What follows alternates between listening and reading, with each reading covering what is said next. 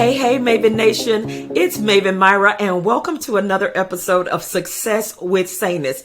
We are your bi-weekly dose of solution-inspired stories to help you, maintain your well-being while you're creating success. So today I am absolutely honored to have my guest, Miss Kimberly Evans. She is, we talked about it earlier, a unicorn in the rideshare space, a business founded by a woman. Women are driving and women are transporting other women around these cities.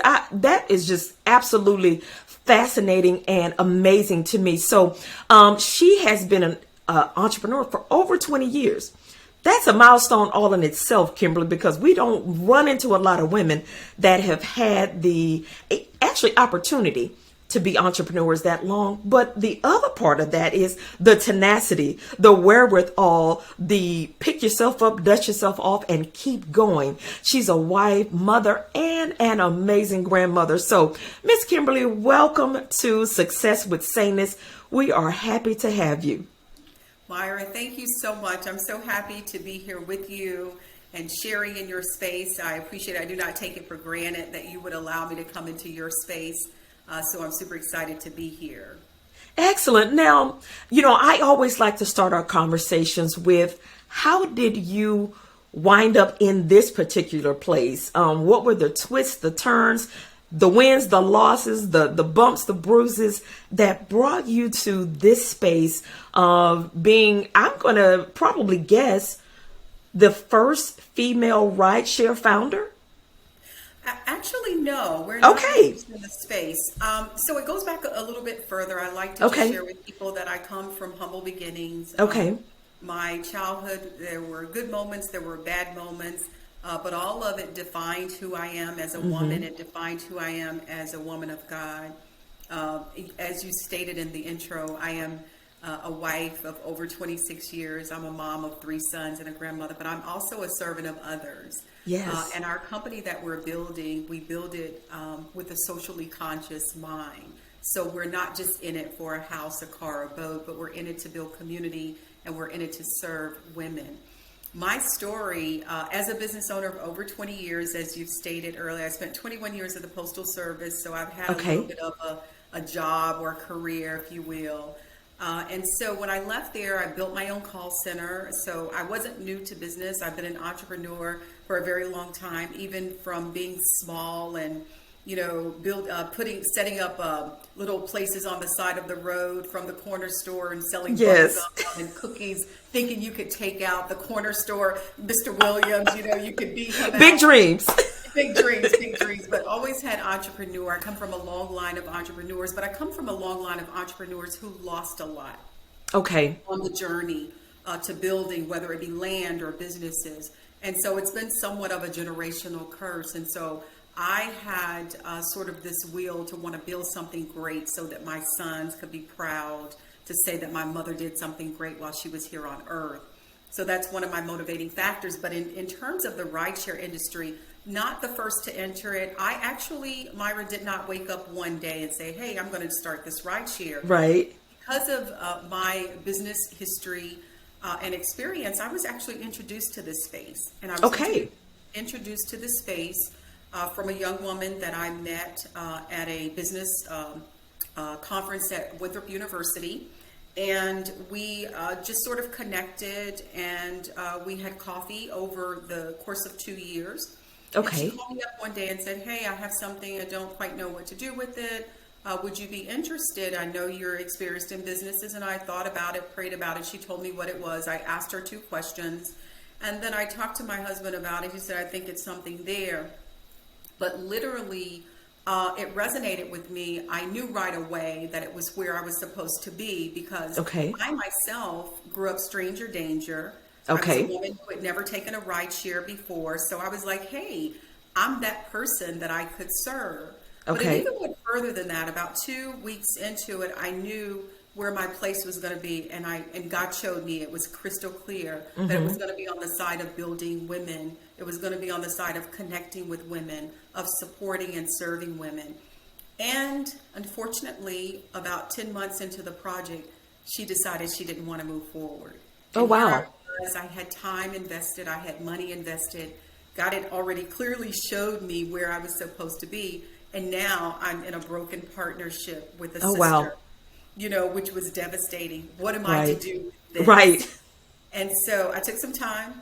I prayed about it. I knew I was where I was supposed to be, but I didn't understand that. I didn't understand how something could be presented to me, but it actually be for me and not Okay. for the other person. Okay. And so I dealt with that. And once I got over that, because I didn't know whether I should move forward or stop or keep going or what. And Right. God said to me, if I don't stop, you don't stop. If I keep going, you keep going. And literally, we severed that partnership, and I launched what is now Just Her, Rideshare. And in about 30 days, I had the company's infrastructure built out. I'd raised my first $25,000, and I knew that I was on the path that I was supposed to be on. Okay. Like, sometimes you can think that it's one way, and that it's really not that way. It actually ends up being another way. And so I had to be open to receive. And so that's the genesis of how me being introduced into the industry, but then that's how how this baby was birthed out of me. And it was a different vision and a different mission. And I'm so glad that I stayed on the path. So Wow. Listen, that's a lot to unpack right there. Wow. So one of the things I want to go back and touch on is how we in our minds kind of script out the journey. Like, okay, this is going to be a great partnership, and we settle into, I'm going to be able to do this with that person, right? And then when that changes, our first thought is, oh, okay, well, maybe I had that wrong. yes. But those divine moments where the clarity is so crystal clear, you cannot ignore it. You're like, oh, and I always say, God, you set me up. Like it was a setup. He connected you to that. This lady brought you the idea, and 10 months in, here you are basically holding the bag. Yes. Holding the Yes. bag. And you had to make a decision. Am I stopping, throwing in the towel, turning around, or do I feel confident that this is something I'm supposed to go? Maven Nation, do not miss all of the nuggets in that oftentimes these powerful things we do don't just, beautifully lay out with the, golden paved road. No, not at all. And Not at all. No, another thing was I had to deal with my own insecurities around, Okay. Yeah. where I fit, where someone else started on a journey, stopped, and then now I'm supposed to take the journey. Right. Like I didn't understand what that looked like. I had to make sure that me moving forward didn't mean that I was doing it out of spite. I was doing Okay. it to be facetious. Yeah. I was doing it to hurt my sister because while we were business partners, we were also sisters in Christ, and that meant Okay. something to me. Okay. It meant something not to talk bad about her. It meant Right. something not. It's just broken partnerships happen all the time. Absolutely. There's a very, very high percentage of startups who start with founders together. Absolutely. They end in broken partnerships. Yeah. So my lesson in that is that you have to be careful. Make sure that you are sure who you are aligning yourself with Yeah. when you're going into partnerships. Make sure that roles and responsibilities are clearly defined. Make sure the egos are out of the way Yeah. because it can really, really destroy a partnership. And so we were able to part ways, wish each other well, and I knew that the path that I was on was the path that I was supposed to be on. And here we are now. We're 2 years later. We've been building. We've launched an app. We've built a network unlike anything I thought we would have accomplished at this point. And it sort of solidifies that, yeah, you might have started one way on one path and now you ended up here. Sometimes we don't always understand the journey to where we Right. are going, but we have to trust the process. So, and again, like you said, it's not easy, but you just have to make sure that you're trusting the process along the way. Yeah. And I think if we really saw the full process from the beginning, listen, we wouldn't do it. I'd be like, oh no, I am not capable, God, to even do that. And I think that's where the setup comes from. He lets us get into these things, put our heart into it, our sweat equity, our time, our money. And he knows most of us at that point, we're committed. We're not going to throw in the towel, which is how we use faith. And that if we can figure it all out and do it on our own, we don't need faith for any of that. And so it has to be this expansive thing that does make us nervous, that does make us shake in our boots a bit. But we know that we can keep going. Here's the other thing that I love about your company is really the community building part of it, the community building part, because so often, we can come up with great ideas, and when we don't do that gut check around ego, around what's my mission in this, really not what I'm posting on Instagram and LinkedIn, but really in my heart, in my gut, what is my purpose for doing this? And if that cannot be about yourself, as you said, it has to be around serving others in some way. What made that so clear for you that I'm not going to just start a rideshare company, but this is really about supporting women? Why is that so important to you? And again, I love it because, my journey is about supporting women, and how do we all support each other moving forward? Now, again, I say you have to pick up your feet and come with us. We cannot drag you. But but why was that so important to you? Not just to create a profitable company, but to really bring women along in this journey with you. Yeah. Well, it's interesting you would ask that because first of all, I'm a servant of others. Yeah. I've served my husband, my sons, my church, my community, the school. So I've always been a servant. So every business that I've had, there has always been some level of service to it. Okay. And life is about seasons. There was times when I was a young woman and I was thinking about career building, and I was selfish and thinking about myself. When I became a married woman, I started to serve my husband and my family when I became a mom. So my life has been about service. I didn't see where I could build a company and it not be a huge focus on serving other people. Okay. So in the beginning, I had a very visual, a dream, if you will, where I was on one side of a bridge and there were multiple women on the other side of the bridge. But it wasn't like the Golden Gate Bridge. It was like, these little bridges in people's yard where they have them like a creek. Okay. And I kept saying, and God was saying, you need to get to the other side to get to the women. And I was like, well, how am I going to get there? And he said, and I thought, well, I could just walk over the bridge. And he showed me there, because it would be very easy for me to just go over the bridge and meet the women. And he said the rideshare was going to be the platform in which I was going to reach these women. Okay. Which is why I knew that we just could not be, our mantra is we're not just driving women or creating a safe work environment, but we're building community. And so we created a community platform in our technology called Just Her Hub. We call them our hubbers. Okay. And it's a place where women connect and engage and support each other. We don't monetize it. There might be some opportunities later to sort of offer some resources to people, but right now it's open.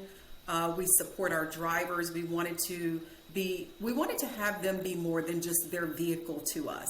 So we wanted to have a place where they could build community. We wanted to be able to offer incentives like gas cards and food cards and things that would help them in the market, because we needed them to be able to serve our customers. Okay. And so it was just important to me to make sure that community was a part of this. As I stated in the opening, I was never in this for a house, a car, or a boat, or to make millions. Obviously we're in business, we want to do well, but my goal was how can I build something that's going to impact my community? How can I build something that's going to empower women and encourage women and let women know that we have options, that we can choose how we want to experience riding with other people, that we don't have to hop into a vehicle and feel uncomfortable because a man is coming on to us or aggressive or wants to touch us inappropriately. We don't have to deal with that. And so it was important to me to focus on community. Yes. I love that. Listen, you are speaking all of my language of, building women. And again, not just we need you to drive your car, but here's how we want to support you and help you grow as a woman. Because really, they're freelancers, right? Driving for you. That's kind of their own business as well. And so all of those things coming together are awesome. So tell us, what cities have you launched in so far? So we launched in Charlotte, North Carolina, is our largest city. It's our Okay. test market because we just launched our MVP. So we're Okay. still sort of in our testing phase. And then we launched in like Winston-Salem, Greensboro, Okay. Raleigh, Durham in North Carolina. And then in South Carolina, Columbia, Greenville, and Charleston. And these were places where we have drivers, but we have not allocated a lot of marketing dollars there. Because Okay. we wanted to look at the data and see how we could sort of build this out and then just kind of rinse and repeat. So we are earning some revenue in those places, but Okay. not a whole lot because Okay. there's still such an imbalance between driver and customer I see. acquisition. So we have tons and tons and tons of customers, but it takes us a little longer to get the drivers on board. We also have an ambassador. We started a brand ambassador program. So Okay. we have two. We have one that's in Chicago that we haven't started working with her yet, but she's going to get 120 women there to Okay. do a beta for us in Chicago. And Nice. then obviously we're working on Houston as well. Yes. When the time comes, Miami, Orlando, some of those places will be in the near future. But we still have to prove. We're in a proving point. Okay. We know that the mission and the vision is there. We know what we want to do. We know we have a product and a problem market fit. We know women want us. But there's so Absolutely. much more to business Yeah. than just saying, I want to do this. We have to go out and make it happen. And that's what we're in the process of doing now. Excellent. I love that. I'm actually going to be in Durham for the summer doing some leadership facilitation. So I'm going to be using your app all summer. Let's just say Yes, that for I was sure. just there last week, all week in Durham, working Nice, there. Yes. nice. So let's talk a little bit about this fundraising process and raising capital. And listen, I have not been a part of that, but just from the women that I follow that talk about that particular part of their business journey, rewarding yet exhausting, right? To be able to just be in that process, be a Black woman in that process. So talk to us a little bit about how you started. I think you said you started with 25,000. Did you start with a bootstrap? Did you get some funding? Talk a little bit about the financial piece of that. Because here's what I want Maven Nation, I want you to pay attention to when she shares her story, is that oftentimes we put dreams on the back burner because we ourselves as an individual don't have enough money to do it. Okay. And that's fine. But here's what I want you to be aware of. Even if you have some money to do it, I want you to keep your money. And I want you to use other people's money, right? So that when there are dips in economy and all the things that we cycle through, you have some nest egg to keep you afloat. Okay. So pay attention to Kimberly's story on funding opportunities and those types of things. No, it's not going to be the easiest path, but I want you to realize that just because you have a dream that's bigger than your checking account, that does not mean that you have to delay it and you can't move forward with that. Absolutely. Myra, it has been a journey. I had never raised capital before. My husband Okay. and I are business owners. My husband's an engineer, so we had an engineering consulting company since 2003. Okay. We got into logistics, into trucking in 2019. We've always bootstrapped our own businesses over the last 20 plus years, so I'd never raised capital. I barely even knew what a cap table was when I started. I had some familiarity with certain things, but so I took because I launched this during COVID, so COVID bought me some time. There was no real rush to market, so I had a lot of time to do research. I had a lot of time to build relationships. I had a lot of time to figure things out. But when I got to the fundraising part, and I'd heard the stories, I'd heard 1,000 times that it's going to be 99 no's to get to one yes. And so we started bootstrapping the company. I would not have been able to do this without my husband supporting me. If I were working a full-time job, or even if I was continuing to manage my team and my call center, I would not have been able to build this company the way that I've built it. So not everybody has the support system that I do, but even with that, it wasn't like there was an influx of money or there was just money flowing. This was hard work. Yeah. And when I started building relationships with investors, I started learning what this was all about. And it didn't feel natural to me. I didn't understand how I was going to be able to go to somebody and ask them to write me $1 million check and they actually do it. You know, I mean, that happens for some people. It doesn't happen in particular for people like me or people like you or our community. But what I did was I decided, because I take up a lot of space. I'm very personable. I never meet a stranger. I wanted to just show up. I wanted to show up as me.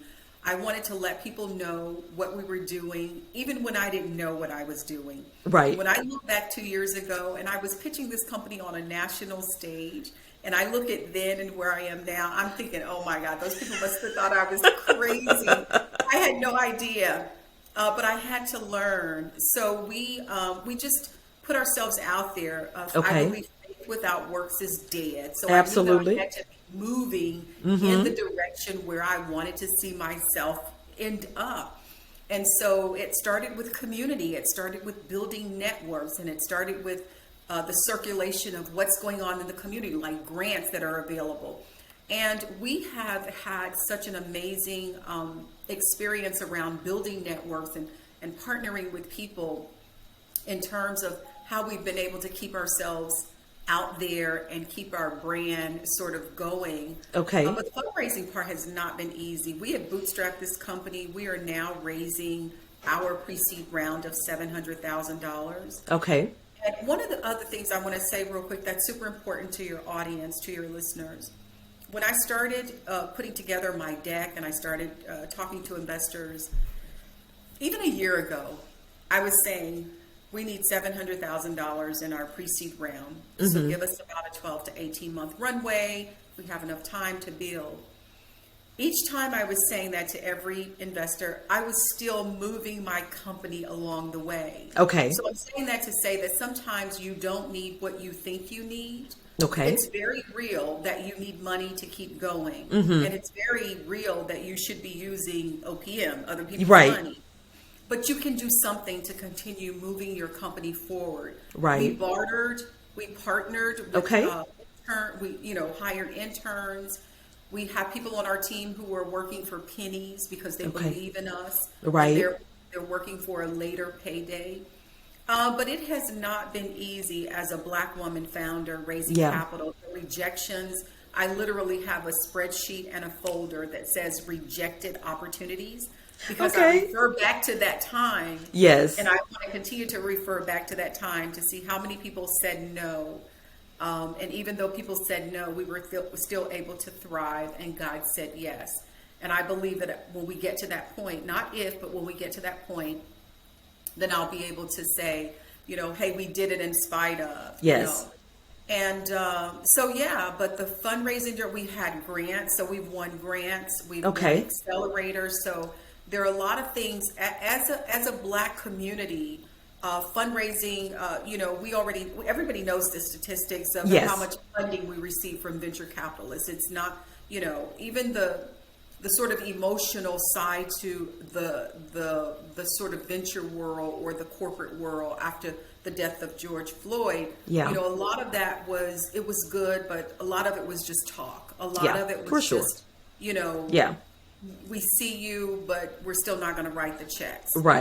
So it's very difficult, but find ways. Do whatever you have to do. If you're straddling, if you have a career and you're an entrepreneur, just find ways to move your company forward, even if it's just something you do one day to accomplish your goal. And there are things out there that you can do to help you move the needle forward, like the grants, the accelerator programs, the cohorts, and things like that. Now, were you a part of any pitch competitions as well?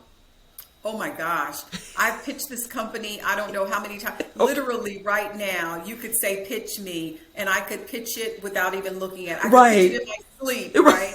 I have. And that's one of the reasons, the ways that we were able to get out there, because I had the courage to get myself out there so that I could learn and tweak my deck. Okay. I probably have 16 different versions of it, depending on who I'm pitching to, Okay. or what audience. But yes, I've done tons of pitch competitions. I've won quite a few pitch competitions. And so that's another way that you get yourself out there, get your exposure so that people can see you and see what you're doing. Yes. I love it. Now, Maven Nation, pay attention also. There were some losses. She didn't get a yes every time. If you know in your gut, in your spirit, the thing you're trying to bring to life is the thing you are supposed to be doing, you have to have the tenacity to keep going, to push. And this is why I say community is so important, because we need, some hugs, I'm talking about real life, human hugs, arms around you that, listen, you are going to be okay. Yes. Keep going. That is why I'm always saying you cannot achieve greatness alone, because this is a tough journey.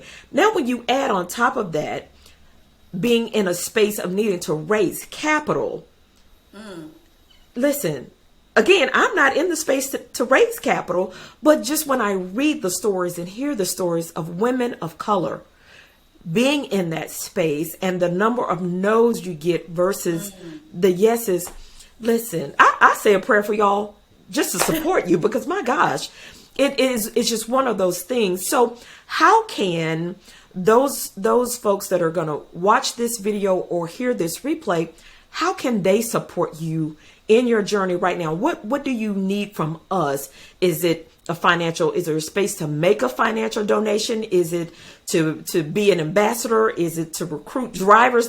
Tell us how we can support what you're doing. Yes. So one way I always tell people who, yes, we need funding, but I'm not always looking for a check. Okay. I'm looking to build community. I'm looking for brand awareness. I basically just ask for what we want, what we need. We're raising $700,000. Okay. So we are looking for angel investors. We're looking for people who manage their family offices. We are also looking for venture capitalists who are used to investing in pre-revenue companies. Okay. We're at our pre-seed stage, so not all venture capitalists will align with where we are. It's understandable. Right. It's part of the business. I get that. As a layperson or someone who just wants to support, right? We have WeFunder, our campaign going on WeFunder. Okay. Which is WeFunder/JustHerRideshare. You can find us there, where we're doing what we call a TDW. We're testing the water to see if we can reach a certain amount before we actually go public with the raise. Okay. You can share our story. Let your sisters know. Let your daughters know. Let your aunties know that we have this business. We built this company for you. Right. We built this company for you, not because every woman is thinking when they hop into a rideshare, they're going to be abducted or brutally murdered, which we know has happened. Yes. And that's one of the reasons why I built this company, because I know of stories where it has happened. But we're also looking for, women to just have options, that I want to be able to choose, who I'm riding with. And the same with our drivers. We are looking out for our drivers and our customers, because you hear the stories about the customers with the assaults and with the serious sexual crimes and even murder. But you rarely hear the stories about the drivers being attacked or disrespected in their own vehicles. So we are protecting both the driver and the rider. So follow us on social media, share. If you know of any investors that would be worthy of a conversation, because we know all money is not good money. Absolutely. And so if you know someone who would align, there could be possible synergy. That is what we need, because it is tough in these streets. Yes. And listen, we know that statistically, these check writers are not writing checks to people who look like me and you. Right. It's a network. That's the data. Yeah. But we do know that social capital is powerful. Yes. And social capital comes into play when you have networks of people that believe in you and you believe in them, and someone who can put in a good word, or someone who can do a warm intro. There is such a thing. And I believe that is the way that we're going to raise this funding, through social capital. So it's going to come down to who we are building relationships with. So that's how people can support us. And obviously, utilize the service, but show us some grace. Don't just automatically assume you're going to pull our app up and we're going to roll like Uber and Lyft. Right. We're not there yet, so give us some grace. But we will be there. And if you will work with us and rock with us and help us build this for you, we believe it's going to be amazing. Listen, I absolutely love it. Now, Maven Nation, you have the charge on all of the ways that you can help and get involved in supporting this. Listen, I love the mission. Yes, love that we can get a ride, but I love the mission of helping women riders as well as women drivers. Like you're building on both sides. You know, women have a safe place to ride, and these women that are driving get to kind of build and freelance, build out their own companies as well while they're driving for you. So I absolutely love this. I'm going to touch, because I'm always talking about balance rhythm and that it is in motion, that, you know, Monday doesn't look like Tuesday doesn't look like Wednesday. How are you keeping your saneness, right? And all of this, you know, journeying through trying to get this company up and off the ground. And you've built other businesses before. Yeah. This one is very different, especially it's a tech-based business, right? With the app and all of those things, that part is required. What is that creating that saneness, that balance, again, trusting your faith look like for you as you're moving through all of this? Yes, that is such a great question. Before I dive there, I want to say one more thing to your listeners.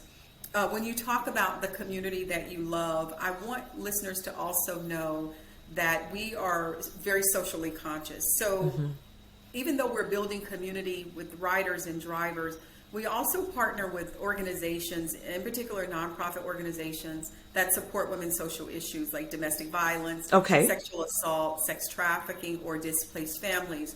And so we've provided transportation for the Afghan refugees that are here through asylum. We have, we're getting ready to do some transportation for the Nepalese community. I didn't realize that we have such a huge community from Nepal here due to the earthquakes that happened in 2010. So we're going to be serving women like that. And that is what community is all about. Saneness. Oh my gosh. How have I been keeping sane? So Myra, I think in the beginning, because I was sort of gung-ho about everything that was happening, I was so excited. Again, I'm a huge personality, so I was going to spaces, you know, with this confidence, like, girl, you've got this, you can do this. And then about 9 months in, I hit a brick wall, and I had sort of an oh poop moment. I'm sorry, my language. No, you're good. What are you doing? But what I've been able to do, and I've had to do it a couple different times, and I've been able to give myself so much grace, is that I've had to redefine who I am as a woman. I've had to redefine who I am as a leader of a company, leading other people, leading our team. I've had to redefine our company. I've had to pivot from time to time. Right. And the thing that has helped me to stay sane from that point is to show myself enough grace, but then also to trust myself, because I walk in the will of God. Yeah. And he said to me one morning, it was another crystal clear moment, when I was trying to make a decision about bringing someone on our team who, when I look back in retrospect, could have been sort of a lot of talk and finesse and all of that. But a lot of times you don't know what you don't know until you've experienced it. And I just couldn't make a decision. Like I wanted this guy to come in. I wanted him to lead. I wanted all of this. And finally, I was walking one morning, and the Holy Spirit said to me, "Would you stop asking me this question?" Okay. And I was like, "But I don't know what to do." He was like, "Trust yourself. Like, just trust yourself. Make the decision, trust yourself." And here's why he told me to trust myself. He said, because no matter what happens, I am with you. I am with you if it is not the right decision. Because, a lot of times we want something boom to drop. We want audible. We want the burning bush. Yes. Show up that way for me, and then I will know it's you. Well, you're already in me. You've given me the power to gain wealth. You've given me power to do so many other things. Yeah. So he was like, trust yourself. and if it's not a good decision, don't worry about it. We got it. I'll be with you. And so I made the decision. We spent time together. The partnership did not work out. It was a little bit of a costly lesson. Okay. But it was one that I learned, because from that point on, I was able to judge better how to do the next partnership and all of that. So all of these things are not failures, they're lessons. And that's the thing that has made me stay sane, because when I'm up at night and I'm toiling over, do I do this? Do I do that? Do I make this decision? Do I make that decision? I mean, I'm very thoughtful and very particular about how I'm managing, because it's not just me, it's my team, it's company. So I do have to worry about decisions I make. But when I get to the point to where I don't know whether to go left or go right, I stand still, I make the best decision with the best information that I have at the time. And then if it doesn't, there is a recovery. There is a response recovery, right? Yes. Response, however you say that. Yeah. And the fact is that I will survive it. Like, I will survive it. I will learn from it, and I will do better the next time. I love it. And then the best thing that could happen, it's wonderful. It all works out, you know? Yeah. So I love that. A couple things that I heard was, I'm always using the phrase, be gentle with yourself. I'm reminding women that all the time. And leave room for not knowing, because we're not going to know everything. And be flexible on the journey. How many times have we, again, had the brilliant idea? We've written it out, put it in the Google Calendar, set a pop-up, all of the stuff, and then have to apply flexibility. Because, and this is something that I'm frequently telling my daughter, who's 28. She's an architect major and working in her craft. And she comes with these, and a couple of our other kids, these distressed questions of like, well, what's the right answer? Yeah. And I said to her, the last time we had this conversation, I said, oh, I figured it out. You're looking for the perfect answer to avoid a mistake. Yes. I said, honey, I don't know. Listen, I said, that's not the journey. The journey is not being perfect. The journey is delivering what I call excellence. That is making the best decision with what you have, where you are. And if you have to make a pivot, make the doggone pivot and then keep going. That's it. It's not going to be perfect. And I'm saying, Maven Nation, if you are not making mistakes and having to pivot and be flexible, you are not doing it right. You're just not doing it right. Because if we can figure it all out and everything we're doing is within our control and our power, listen, you're tiptoeing through the journey. You are not applying, I call it gentle pressure to yourself. That all of those things make us great. And again, if it's the wrong decision, I'm reminding women of that all the time. Make another decision to pivot and keep going. That's it. That is it. It's such great advice that you're sharing, because I've had to learn that in building this company. And really, it's just a life. It's, because life is about cycles. Yes, and it's absolutely. about, sometimes the decisions we make can determine our seasons as well. Yeah. Sometimes they're not always the best decisions, but you're supposed to learn from them. You're not supposed to stay there. And and sort of be stuck. Be stuck. You're supposed to take it and learn and move on and do better. And again, if you do that and you show up as you every day, being authentic and saying, hey, I don't have this figured out. I said this to someone just the other day. They were like, oh, I'm seeing you everywhere, and you're just killing it, and you're just. And I said, sometimes looks are deceiving. I'm not saying that we're not doing good. Right. That we're not, that we haven't been blessed. I'm not saying, I said, but we have not arrived, and don't get it twisted. I have to show up that way because it is the only way that I know to show up. That's it. Confidence and excellence. If I show up, then it says to people, we are a real company. Yeah. We are walking in faith. We are walking by faith. And I'm showing up because I'm showing God off. Yeah. Right? I'm showing what he can do with nothing. Yeah. If people really knew the back end and what the struggle is like to keep going and keep building when you have to keep running a race and you have to stop and go beg for money, for funding, then you run a little while longer. And it can really, you said something earlier that was so powerful. And I used to say this, I stopped saying it, but it's so powerful.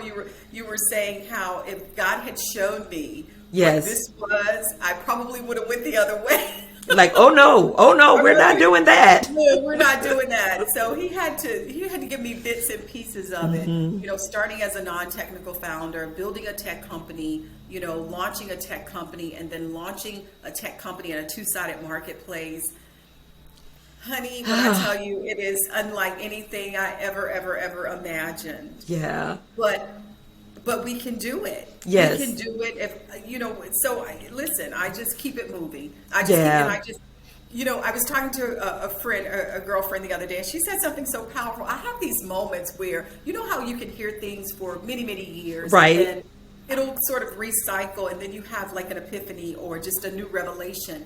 Right. And she was saying to me the other day, she was saying, you know, you're operating in your company like you're the CEO. She was like, you're not the CEO. Like, he's the CEO. You're the COO. So I started laughing. I said, you know what? I said, I've always said that he was first, that he was leading and guiding me. I said, but every day now I'm going to show up and going to be like, okay, CEO. Right. Okay.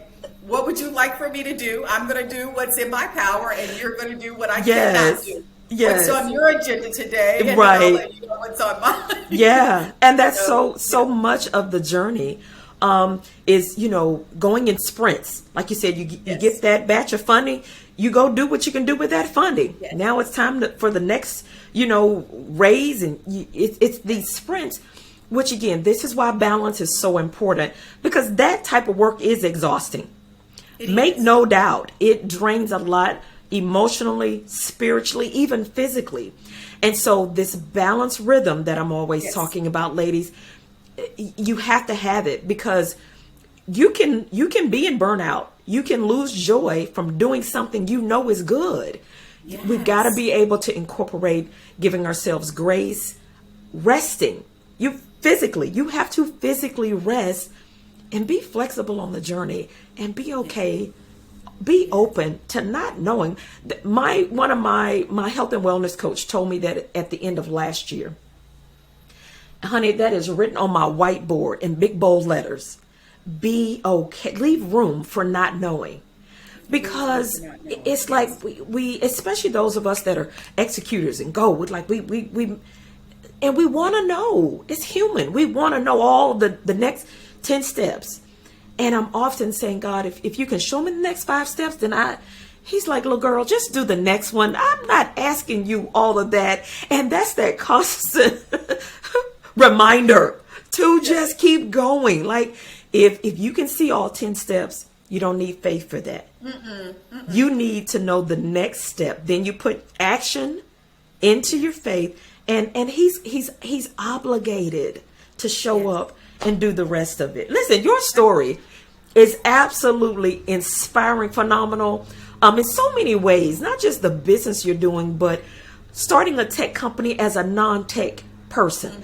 There are so many firsts in this story that really is going to encourage some woman who's had a dream, and she's so afraid to make the launch because she's looking at all the things she doesn't have.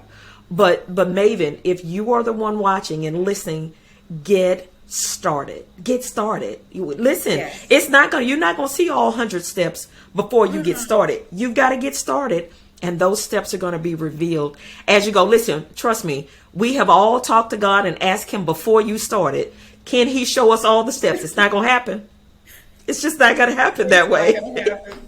Listen, rip that little plan up, and when I say rip it up, there are strategic things that you can do, but you're not going to know every step. Some of these things it's going to be blind faith. Some of these things you're going to have to operate in faith, or whatever is in you that causes you to push yourself. One of the things I want to go back really quickly and say in terms of balance, I would love to offer a couple of suggestions to your viewers in terms of how you can find balance. Many times, so a couple other things I did when I was feeling overwhelming and stressed, and that is part of the process. You just have to be able to manage it. Because you don't want to get burnout, and I've had burnout. You don't want to, become discouraged or disheartened in the mission and the vision, because then you will not be able to show up. It will not be fun. Right. And you will lose vision of why you're doing it. Right. But when you're in those moments, I did a quick recording of my own voice that just said, Kim, take a moment, step away, go breathe, go walk, go. I love listening to waterfalls, river runs, and things like that. Me too. And I would do those things to quiet my spirit, right? Yeah. And the other thing that helped me was when I was feeling overwhelmed with building my company, I would take an hour or two, sometimes 3 hours, and I would go support someone else's business. Ooh, I would step away from my business, and I would call up one of my founder colleagues, and I would say, hey, what are you working on today? What can I do to support you? Wow. Whether it was an intro, whether it was, hey, can we show up for coffee? I want to know how I can support you. It would take the focus off of everything that I'm doing within my own business and self. Yeah. And it would help me to focus on someone else. And it would always make me feel rejuvenated. When I come back, I would have more energy, and I would be like, wow, especially if I was able to make a really great connection or something, connecting dots or something. So again, I know you're building and I know you're working hard, but a lot of times when you do focus on other people and serving them and what they're doing, it will help you to see your business and what you're building from a different perspective as well. Oh, I love it. I love that. I do that and didn't really connect it to me kind of practicing mindfulness in that moment. Just get out of all of the muck that I'm trying to figure out and do and flow chart and all this other stuff.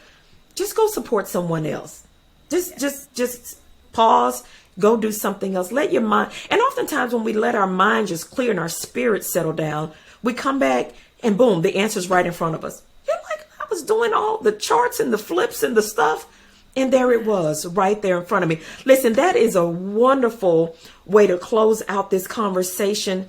I really, really love that. And again, thank you for being so authentic and sharing your story. Before I let you go, I'm going to give you a few rapid fire questions that I love to give guests at the end. Just fun and easy questions.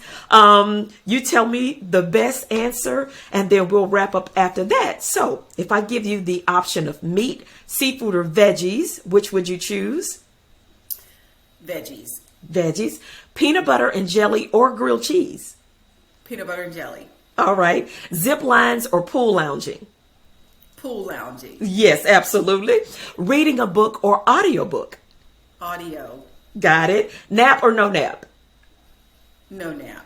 Oh my goodness. You're probably one of the first that have said no nap. Listen, I was never a napper. I am about the nap life currently in this time in my life. Like somebody said, I will nap and sleep when I'm dead. Right. Digital planner or paper planner?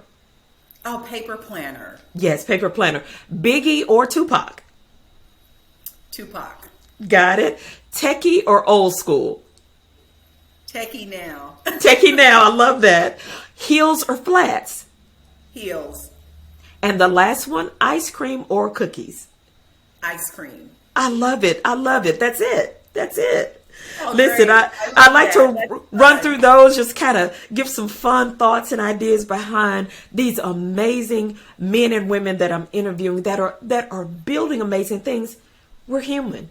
I think people can sometimes look at our stories on these social platforms and be like, oh my God, I want to be like that person, or they're so great, like it looks so easy for them.